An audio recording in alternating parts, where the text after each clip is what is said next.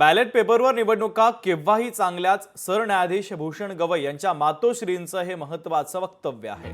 निवडणुका बॅलेट पेपरवर हव्यात असं कमल गवई यांनी म्हटलेलं आहे। त्यामुळे खरंच आता सरन्यायाधीश झाल्यानंतर भूषण गवई बॅलेट पेपरवर निवडणुका या मुद्द्याला हात घालणार का याकडे देशाचं लक्ष लागलेलं आहे।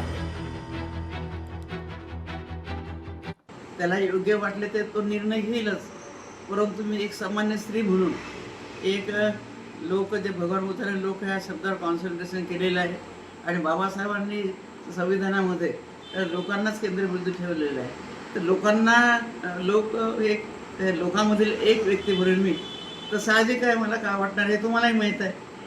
तर त्यामुळे मला सांगण्याच्या ऐवजी तुम्हाला माहीत आहे, परंतु तुमची जरी इच्छाच असेल तर बॅलेट पेपर हे केव्हाही चांगले आहेत आणि आधी बॅलेट पेपरच चालायचे।